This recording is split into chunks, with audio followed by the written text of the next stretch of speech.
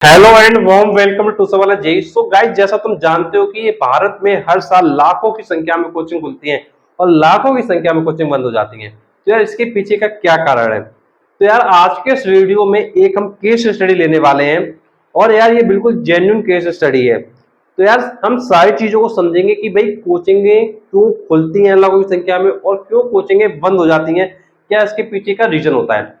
तो यार देखो, एक मैं तुमसे एक टीचर की बात करूं तो भाई 14 साल से पढ़ाने वाला एक टीचर जिसने अपनी कोचिंग को क्या है बंद कर दिया। अब उसके पीछे का क्या कारण है भाई, क्यों बंद कर दिया? तो यार मैं ऐसे कई टीचर्स को जानता हूं कि भाई जिन्होंने कई साल पढ़ाया, लेकिन कई साल पढ़ाने के बाद वो आज एक क्या है, किसी ना किसी जॉब में आ गए। क्यों आ गए? क्योंकि कहीं ना कहीं उनको जो अर्निंग होनी चाहिए थी वो उनको अर्निंग हुई नहीं और उन्होंने क्या है, अपने 10 साल 15 साल पढ़ा के वो किसी जॉब में क्या स्विच हो गए। तो यार इसके पीछे क्या रीजन होते हैं, क्यों ऐसा लोग कर देते हैं? तो चलो स्टार्ट करते हैं। तो देखो, अगर मैं तुमसे बात करूं टीचर की जिसने ऐसा किया, तो उसके साथ वो क्या समस्या थी, उस टीचर की बात करते हैं। तो जिस टीचर ने 14 साल तक पढ़ाया और 14 साल तक पढ़ाया, जिस टीचर के पास 10 साल पहले, जिस टीचर के पास 10 साल पहले 100 बच्चे थे, उसके पास आज क्या है, 30 बच्चे भी नहीं है। जिस टीचर के पास, सोच के देखो यार, 10 साल पहले 100 बच्चों का बैच था, उस टीचर के पास आज जो है 30 बच्चों का भी बैच नहीं है, 20 बच्चों का भी बैच नहीं है। तो यार ऐसा क्यों हुआ? तो यार अगर मैं इस रीजन की बात करूं तो भाई इसका जो मेन रीजन था वो था ऑनलाइन रेवोल्यूशन। इसका सबसे बड़ा जो रीजन है वो है ऑनलाइन रेवोल्यूशन।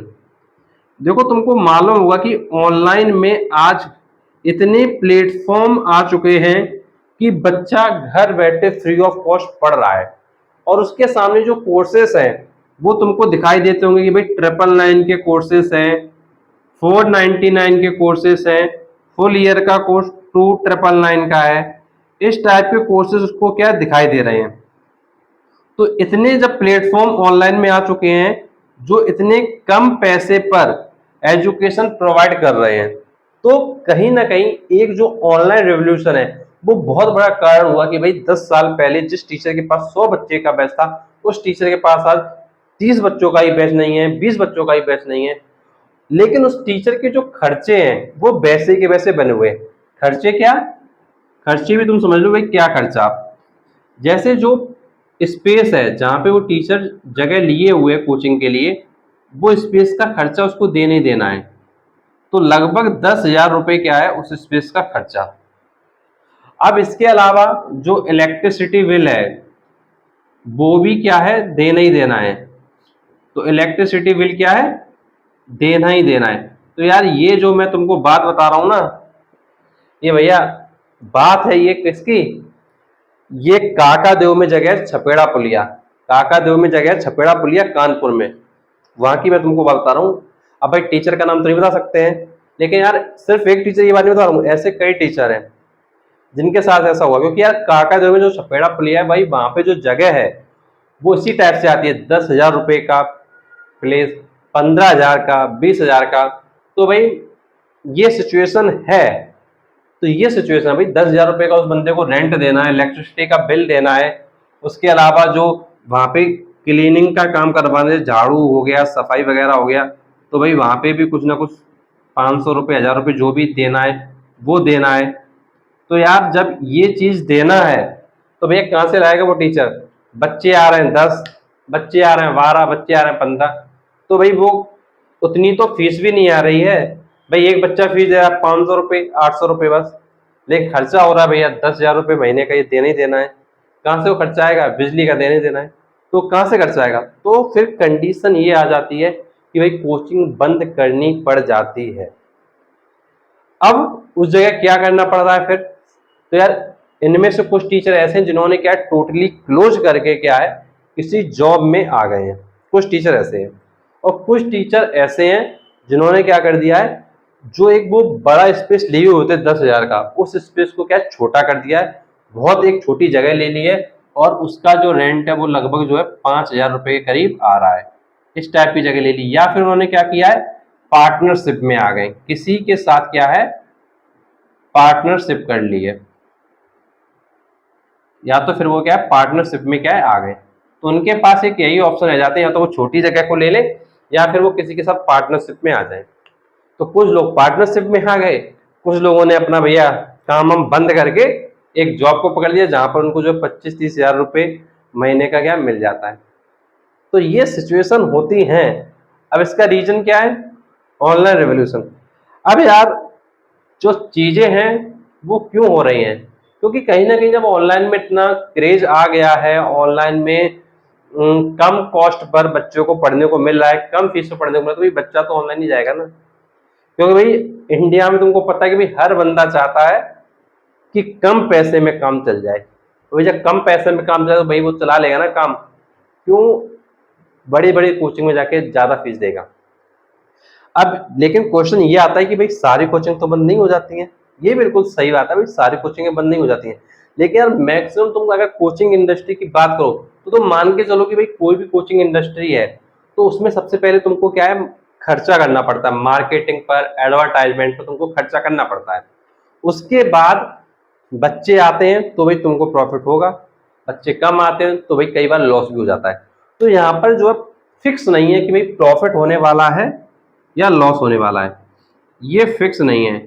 तो यार बात बस यही है कि जो कोचिंग्स है, जो भी पर्सनल कोचिंग चला रहा है उसको कहीं ना कहीं अब जरूरत है कि वो ऑनलाइन प्लेटफॉर्म पे स्विच करे।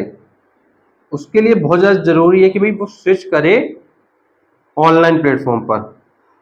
अब देखो ऑनलाइन प्लेटफॉर्म पे स्विच करने के लिए देखो जो यंग टीचर होते हैं वो तो भाई कर जाते हैं क्योंकि वो अपना मेहनत वगैरह कर लेते हैं, लेकिन जो थोड़ा ओल्ड एज टीचर हैं जिनकी उम्र थोड़ी ज्यादा हो चुकी है वो इतना कंफर्टेबल नहीं है। क्यों? क्योंकि यार उनको टेक्नोलॉजी का नॉलेज ही नहीं है। अब उनको टेक्नोलॉजी का नॉलेज नहीं है और किसी से ले रहे हैं नॉलेज तो भाई वो पूरा नॉलेज दे नहीं रहा है, और अगर कोई दे रहा है तो भाई ज्यादा पैसे ले रहा है, बहुत ज्यादा। तो ये भी समस्याएं हैं। तो कहीं ना कहीं चीजों को ऑनलाइन सीखने के लिए उस टीचर को बहुत ज्यादा मेहनत करनी पड़ेगी। कहीं ना कहीं 1-2 साल का समय यूं चला जाता है जो कह नहीं सकते। अब यार तुमको मालूम होगा कि भाई लॉकडाउन की सिचुएशन थी, उस समय ऑनलाइन रेवोल्यूशन आया। यार एक चीज मैं तुमको बताता हूँ, भाई कानपुर में लॉकडाउन की समय की बात है, तो एक टीचर थे श्यामनगर के, उन्होंने क्या सुसाइड कर लिया था सिर्फ समस्याओं के चलते। क्योंकि यार एक टीचर जो ऑलरेडी स्पेस कहीं लिए बैठा है, उसके पास पैसा नहीं आ रहा है, अर्निंग नहीं आ रहा है, तो उसके पास क्या सोर्स रह जाता है फिर कमाने का। तो इसलिए एक चीज ये ध्यान रखना, अगर कोचिंग खोल रहे हो तो ये सोच लो भैया खर्चा कहाँ से निकालोगे, कहाँ से पे करोगे। तो इसलिए सिर्फ कोचिंग खोलते समय सिर्फ कोचिंग की ही इनकम पे डिपेंड नहीं रहना है, कुछ ना कुछ और भी साथ में करते रहना है।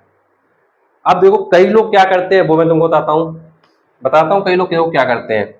कई लोगों ने क्या कर लिया है, कोचिंग खोल ली है, कोचिंग खोल ली है। अब कोचिंग खोलने के बाद उन्होंने अपना साइड में क्या है, होम ट्यूशन पढ़ाना भी स्टार्ट कर रखा है। दूसरा काम क्या कर रखा है, वो क्या है, किसी कंपनी में एजेंट वगैरह बन गए, जैसे LIC हो गया, म्यूचुअल फंड हो गया, वहां पे एजेंट बन गए। तीसरा लोग क्या कर रहे हैं, ऑनलाइन जो ट्यूशन वगैरह है उसको पकड़ रखा है, वहां से अर्निंग कर रहे हैं। और कुछ लोग क्या कर रहे हैं, जो ऑनलाइन कंपनीज होती है ना, मार्केटिंग कंपनी ऑनलाइन, उन कंपनी को पकड़ रखा है। एक लोगों को मैंने और देखा, वो क्या कर रहे हैं, उन्होंने क्या कर रखा है, जो टी शर्ट प्रिंटिंग वगैरह नहीं होता है, साइड में टी शर्ट प्रिंटिंग का वर्क जो है डाल रखा है। तो जब यार एटलीस्ट अपने खर्चों को निकालने के लिए तुमने जब व्यवस्था कर रखी होगी तब तुम्हें क्या है, दिक्कत नहीं होगी। अदरवाइज यार जब पैसा नहीं आ रहा है, पैसा देना ही देना है तुमको, भाई किसी की जगह तुम लिए बैठे हो तो वो तो पैसा मांगेगा ना तुमसे, तुमको देना पड़ेगा ना। तुमको कोचिंग चलाने बैठे हो, भाई एडवर्टाइजमेंट खर्चा करना पड़ेगा ना। भाई तुम्हारी समस्या कोई नहीं सुनने वाला है, ये बिल्कुल सच्चाई है, तुम्हारी समस्या कोई नहीं सुनने वाला है। लेकिन जब तुम सोचे हो काम करने का तो एटलीस्ट मैं तुमसे ये कहना चाहता हूँ कि जब 14 साल से पढ़ाने वाले ऐसे टीचर फेल हो रहे हैं। फेल होने के कुछ रीजन है, क्योंकि जब टेक्नोलॉजी आती है तो लोगों की जॉब जाती है, ये बिल्कुल सच्चाई है। जब टेक्नोलॉजी आती है तो लोगों की जॉब जाती है। और यार इसीलिए कहा जाता है कि हर इंसान को अपनी जो भी कमाई है उसमें से कुछ ना कुछ बचत जरूर करनी चाहिए। अगर वो इंसान अपनी बचत कुछ ना कुछ नहीं करेगा तो फिर उसकी लाइफ में आगे समस्याएं आएंगी। अब तुम खुद सोच के देखो, एक टीचर जिसका 100 बच्चे का बैच चलता था, अगर उसकी हम कमाई की बात करें पास्ट में, तो यार बहुत अच्छी कमाई होगी उस टीचर की, ये बिल्कुल पक्का है। यदि उसने कमाई करके बचाया होता पैसा एक अच्छी अमाउंट में, तो डेफिनेटली ये पक्का है कि आज वो जो स्विच करने की सोच रहा है किसी जॉब में या किसी अदर जगह, तो वो फिर उसको क्या सोचना नहीं पड़ता। वो कुछ साल और स्ट्रगल करके, 4-5 साल स्ट्रगल करके आगे अपने आप को बिल्डअप कर ले जाता। लेकिन एक चीज ये भी होती है कि भाई कुछ लोगों की इच्छाएं खत्म हो जाती हैं कि भाई क्या करना है यार, ऑनलाइन वगैरह में आके सफल हुए कि ना हुए, सफल हुए कि ना हुए। देखो एक ये सबसे बड़ा डर होता है कि भाई आगे क्या होगा। एक कहा गया है कि भाई कुछ नहीं होगा तो तजुर्बा होगा, अगर कुछ नहीं होगा तो तजुर्बा होगा। तो बस मैं तुमसे यही कहना चाहता हूँ कि भाई कभी भी कोचिंग वोचिंग खोलने की सोच रहे हो तो एटलीस्ट जो टीचर्स वगैरह की केस स्टडी हैं उनको देखो, और भी जो कई चैनल्स हैं यार सबको देखो, क्या दिक्कत है। मुझे कोई दिक्कत नहीं भाई, तुम सबके चैनल देखो, सबसे आइडिया लो, सबकी चीज़ों को समझो, और जिसका आइडिया सबसे अच्छा लगे उस चैनल के वीडियोस को जरूर और जरूर स्प्रेड करो।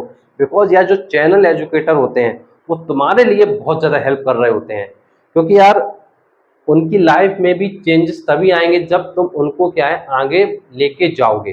तो मैं तुमसे रिक्वेस्ट करूंगा, जिस भी एजुकेटर का वीडियो तुमको बहुत अच्छा लगता हो तो डेफिनेटली शेयर करना, और उन लोगों तक जरूर शेयर करो वास्तव में जो ऐसा करने का सोच रहे कोचिंग वगैरह खोलने का। और अगर उनको ये चीज़ पता नहीं होगी तो फिर उनकी लाइफ में जो प्रॉब्लम्स हैं, डिफिकल्टीज है, वो आती जाएंगी। और जो लोग सुसाइड वगैरह कर लेते हैं प्रॉब्लम्स के चलते, तो यार ऐसा मैंने कानपुर में देखा कि भाई कानपुर में न्यूज आई हुई थी, लॉकडाउन के समय श्यामनगर के एक टीचर थे, उन्होंने सुसाइड कर लिया था। तो भाई ऐसी सिचुएशन ना हो। और यार इंडिया में और भी मैंने केसेस देखे होते उस समय लॉकडाउन के समय कि कुछ लोगों ने क्या सुसाइड वगैरह किया, कुछ लोग तो ऐसे ऐसे थे कि जो भाई रोने लगे थे। तो यार रोने इसलिए लगे थे बिकॉज यार जो घर के खर्चे होते हैं वो भी चलाने हैं, जो ये कोचिंग वोचिंग का जो बवाल है ये भी तुमको चलाना है। तो ओवरऑल ये सब चीज़ों में से लोग बहुत ज़्यादा परेशान हो गए थे। और यार आज भी ऐसे बहुत लोग हैं जो आज भी परेशान हैं। तो यार मैं बस यही कहूँगा कि भाई अगर समस्याएं आ रही हैं तो भाई बेटर है कि भाई ऑनलाइन में स्विच कर जाओ, बिकॉज यार तुमने इतने सालों से पढ़ाया हुआ तो ऑब्वियसली बात है भी तरीका तो तुमको आता है भी पढ़ाना कैसे है। तो डरो नहीं, प्रैक्टिस करो, कोशिश करो, डे बाई डे चीज़ें इंप्रूव हो जाएंगी, और 1-2 महीने में नहीं यार 1 साल में तो अच्छे बन जाओगे। एंड यार वीडियो एंडिंग से पहले एक बात मैं तुमको ये भी बताना चाहूंगा कि अगर तुमको कोचिंग इंडस्ट्री के और भी हमारे वीडियो देखते हैं तो प्ले लिस्ट में जरूर विजिट करें। प्ले लिस्ट का नाम है home tuition home tutor, home tuition home tutor. इस प्ले लिस्ट में जाकर आप क्या है कोचिंग इंडस्ट्री के सारे वीडियो देखें, स्कूल में कैसे पढ़ाना है उसके सारे वीडियो देखें, होम ट्यूशन को कैसे पढ़ाना है उसके सारे वीडियो देखें। तो यार सारे के सारे वीडियो तुमको क्या है एक साथ एक जगह एक ही प्ले लिस्ट में मिल जाएंगे। तो एक बार फिर से बता देता हूँ, प्लेलिस्ट का नाम home tuition home tutor. And यार अगर वीडियो अच्छा लगा तो प्लीज वीडियो को लाइक करें, चैनल को सब्सक्राइब करें, क्योंकि आपके लिए मैं और भी ऐसे वीडियो लाता रहूंगा। Thanks for watching this video.